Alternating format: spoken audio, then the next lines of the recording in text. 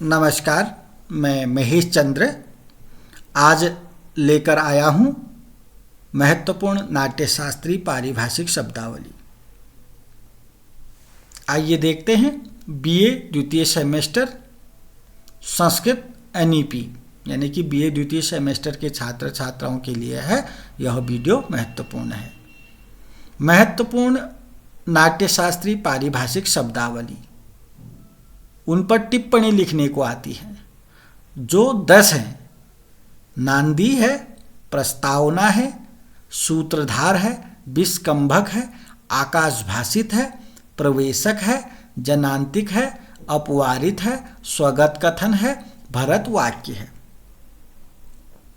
आज की वीडियो में हम नांदी के बारे में अध्ययन करेंगे और अगली वीडियो में प्रस्तावना, क्रमशः सूत्रधार, विस्कंभक, आकाशभाषित, प्रवेशक, जनांतिक, अपवारित, स्वगत कथन, भरत वाक्य के बारे में अगली वीडियो में अध्ययन करेंगे। तो आज की वीडियो में अध्ययन करने वाले हैं नांदी। नांदी किसे कहते हैं? संस्कृत रचनाओं के प्रारंभ में आशीर्वचन से युक्त किया गया मांगलिक अनुष्ठान को नांदी कहा जाता है। अब इसको समझिएगा। जो संस्कृत रचनाएं होती हैं, आपने कोई भी संस्कृत में किताब पढ़ी होगी तो उसके प्रारंभ में एक श्लोक लिखा रहता है जिसको हम मंगलाचरण कहते हैं। वह श्लोक जो है आशीर्वचन से युक्त होता है जिसको हम मंगलाचरण कहते हैं, उसी को हम नांदी कहते हैं। आपने सभी जितने भी संस्कृत के ग्रंथ किताब पढ़े होंगे, सभी के प्रारंभ में मंगलाचरण श्लोक होता है बच्चों, उसी को नांदी कहते हैं। ठीक है ना? तो संस्कृत रचनाओं के प्रारंभ में आशीर्वचन से युक्त किया गया मांगलिक अनुष्ठान को नांदी कहा जाता है।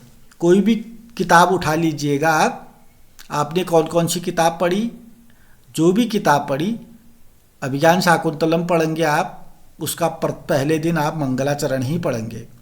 आपने हितोपदेश पढ़ी है, पहला दिन आपने मंगलाचरण ही पढ़ा। आपने नीति शतक पढ़ी है, पहले दिन आपने मंगलाचरण ही पढ़ा।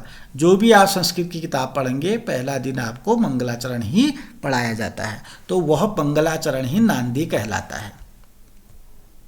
नांदी के माध्यम से देवता, ब्राह्मण, राजा आदि की स्तुति की जाती है। देखिएगा, जो नांदी मंगलाचरण होता है उसके माध्यम से देवता या ब्राह्मण या राजा की स्तुति की जाती है। ठीक है ना?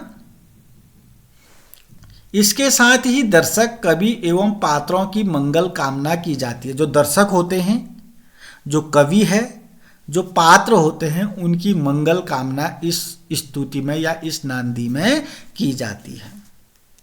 भारतीय परंपरा में ऐसा माना जाता है कि नांदी से या मंगलाचरण करने से कार्यों की निर्विघ्न समाप्ति होती है।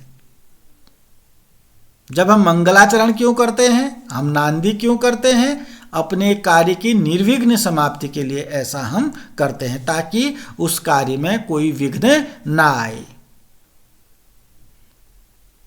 साहित्य दर्पणकार आचार्य विश्वनाथ ने नाटक के लिए रंगशाला का निर्माण कर लेने के पश्चात नाटक का प्रथम अंग नांदी को माना है। तो विश्वनाथ जी भी कहते हैं सबसे पहले नाटक के लिए क्या जरूरी है? रंगशाला जरूरी है, रंगमंच जरूरी है। उसके बाद महत्वपूर्ण नाटक के लिए क्या है? नांदी है। उम्मीद करता हूं आप नांदी के बारे में बहुत कुछ समझ गए होंगे। अगर नहीं समझे फिर भी बता देता हूँ। ये मैंने बोला कि संस्कृत की जितनी भी रचनाएं होती हैं उनके प्रारंभ में एक श्लोक होता है, मंगलाचरण जिसे कहते हैं, उसी को यहाँ पर नांदी कहा गया है। उस नांदी के द्वारा देवता, ब्राह्मण या राजा की स्तुति की जाती है। उस नांदी के द्वारा दर्शक, कवि, पात्रों की मंगल कामना की जाती है। और भारतीय परंपरा में ये माना जाता है कि ये जो नांदी है उससे क्या होता है? कार्यों की निर्विघ्न समाप्ति होती है, कोई विघ्न आते ही नहीं है।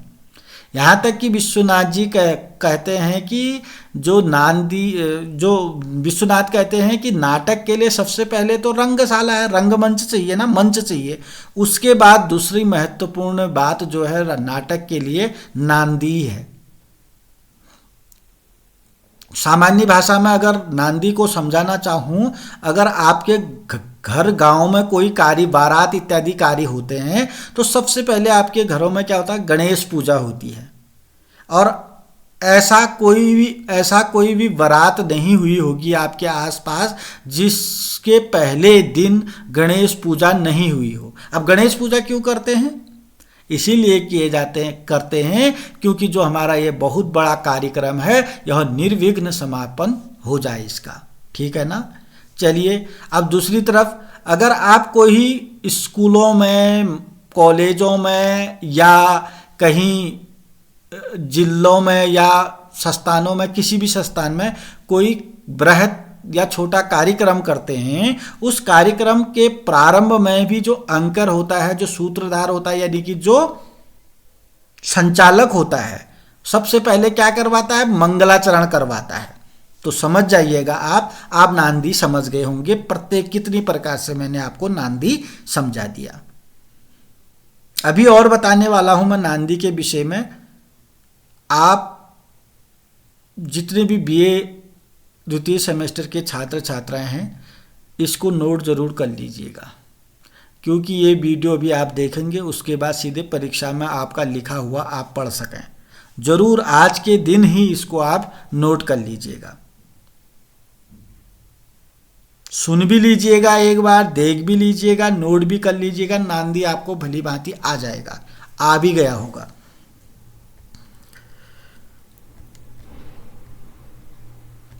अब नांदी के विषय में थोड़ी बहुत जानकारी आपको और बता देता हूं। आनंदयति लोकान इति नांदी, इसको मत भूलना आप। ये संस्कृत में आनंदयति लोकान इति नांदी, आपने इसको कक्षा 12 के पेपर में भी देखा होगा। कक्षा 12 में एक अंतिम सवाल पूछा जाता था, रिक्त स्थान की पूर्ति कीजिए। तो यहाँ पर आनंदयति लोकान इति नांदी, ये चीज़ें आपने सुना जरूर होगा, समझ में आ जाएगा आपको इसका मतलब क्या है। नांदी इसमें लिखा है संस्कृत में, नांदी किसे कहते हैं? जो आनंदयति, आनंदित करता है, लोकान माने लोगों को, जो लोगों को आनंदित करता है उसको नांदी कहते हैं। मंगलाचरण करते हैं तो ना आनंद मिलता है, शांति मिलती है, आनंद है। तो आनंदयति लोकान इति नांदी, नांदी किसको, पहले इसको याद कर लीजिएगा। आनंदयति लोकान इति नांदी, जो लोगों को आनंदित करता है उसको नांदी कहते हैं।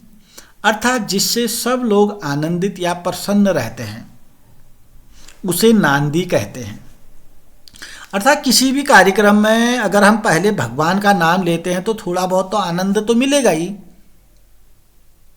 आनंद की प्राप्ति होती है। तो किसी किताब को पढ़ने से पहले संस्कृत के जितने भी हम पुस्तकें पढ़ते हैं सबसे पहले हम नांदी करते हैं, तो थोड़ा आनंद की अनुभूति होती है, सरलता सहजता का माहौल होता है, शांति का माहौल होता है, सुख का माहौल होता है। तो आनंदयति लोकान इति नांदी, अर्थात जिससे सब लोग आनंदित या प्रसन्न रहते हैं उसे नांदी कहते हैं। आचार्य दंडी के अनुसार नांदी 3 प्रकार की होती है। वेरी इंपॉर्टेंट है, दंडी क्या कहते हैं, नांदी 3 प्रकार की होती है। अभी तो नांदी सीखा आपने, अब नांदी 3 प्रकार की होती है। Number 1, number 2, number 3। नंबर 1 आशीर्वादात्मक, आशीर्वाद से मतलब रखता है। नंबर 2 नमस्क्रियात्मक, नमस्कार से मतलब है। नंबर 3 वस्तु निर्देशात्मक। ठीक है ना। तो अगर आपको इसके एग्जाम्पल चाहिए, आशीर्वादात्मक मंगलाचरण का उदाहरण चाहिए, अभिज्ञान शाकुंतलम का मंगलाचरण आप यहाँ पर लिख सकते हैं विस्तृत ज्ञान के लिए, नहीं तो इतना ज्ञान आपके लिए काफ़ी है। अगर आपको और ज़्यादा ज्ञान चाहिए आशीर्वादात्मक मंगलाचरण के लिए, आप अभिज्ञान शाकुंतलम का मंगलाचरण लिख सकते हैं। नमस्क्रियात्मक मंगलाचरण या नमस्क्रियात्मक नांदी, रघुवंश का मंगलाचरण लिख सकते हैं आप। वस्तु निर्देशात्मक नांदी मेघदूत का मंगलाचरण आप लिख सकते हैं। अगर आप बहुत अच्छी तैयारी कर रहे हैं भविष्य के लिए, नौकरी के लिए, नेट के लिए, पीएचडी के लिए, विभिन्न प्रकार की एंट्रेंस परीक्षाओं के लिए, तो आपको ये 3 के 3 मंगलाचरण जरूर याद होना चाहिए। उससे आपको फायदा होगा कि ये पता चलेगा कि अभिज्ञान शाकुंतलम का मंगलाचरण कौन है, रघुवंश का मंगलाचरण कौन है, मेघदूत का मंगलाचरण कौन है, और ये पता चलेगा कि आशीर्वादात्मक मंगलाचरण कैसा होता है, नमस्क्रियात्मक मंगलाचरण कैसा होता है, वस्तु निर्देशात्मक मंगलाचरण कैसा होता है। आज की वीडियो में आपने सीखा नांदी। अगली वीडियो में हम आपको बताएंगे प्रस्तावना के विषय में। ऐसे ही 10 के 10 जो पारिभाषिक शब्द है आपने सीखने हैं। तो अगला जो प्रस्तावना तभी आपको बताया जाएगा जब आप कहेंगे कि हमको नांदी के बारे में सब समझ में आ गया है। कमेंट बॉक्स में बताएंगे कि हमें आ चुका है नांदी, तब हम प्रस्तावना के विषय में आपको बताएंगे।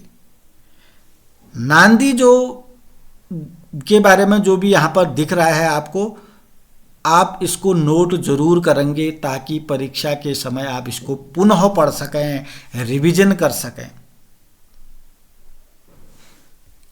आज के लिए इतना ही। अगर आपने अभी तक मेरे चैनल को सब्सक्राइब नहीं किया तो सब्सक्राइब करेंगे। वीडियो पसंद आती है तो लाइक करेंगे। लाइक का बटन दबा ही दें, कोई ज़्यादा समय नहीं लगता है, बस टच करना है लाइक। अपने दोस्तों के साथ शेयर ज़रूर करेंगे क्योंकि लोगों को पता ही नहीं होता है कि ये बीए द्वितीय सेमेस्टर का पाठ्यक्रम है, उनको कोई मतलब ही नहीं। वैसे ये सबको आना चाहिए। 10 रूपक के अनुसार, धनंजय कृत 10 रूपक के अनुसार आपको ये आना चाहिए। अब 10 रूपक जो है सबने पढ़ी है अमे में, तो उनके अनुसार ये नांदी क्या है सबको आना चाहिए। जितने भी संस्कृत के स्टूडेंट हैं सभी को नांदी क्या होती है आना चाहिए। संस्कृत क्या हिंदी के बच्चे को भी आना चाहिए नांदी। प्रस्तावना क्या होती है सभी हिंदी संस्कृत के बच्चों को आना चाहिए। सूत्रधार किसे कहते हैं सभी को आना चाहिए। विस्कंबक किसको कहते हैं ये तो सभी बच्चों को आना चाहिए। लेकिन आएगा कैसे, उसको तो यही पता नहीं है कि मुझे देख पढ़ना है या नहीं पढ़ना है। तो आपका ये कर्तव्य है कि आप इसको प्रत्येक दोस्त के साथ शेयर करेंगे, चाहे वो हिंदी का बच्चा हो, चाहे वो संस्कृत का बच्चा हो। संस्कृत का कोई भी बच्चा, किसी भी कक्षा का बच्चा हो, उसको आप इसको ज़रूर शेयर करिएगा क्योंकि उसको ये चीज़ें आनी चाहिए। तो एक ही दिन सब कुछ नहीं सीख रहे हैं हम, धीरे धीरे सीखेंगे। 10 सीखने हैं, 10 में से आज की वीडियो में आपने सीख लिया नांदी। एक और अंतिम प्रश्न, नांदी के बारे में एक लाइन में आपको लिखना है कि नांदी किसे कहते हैं। एक लाइन में लिखना है। नमस्कार, धन्यवाद।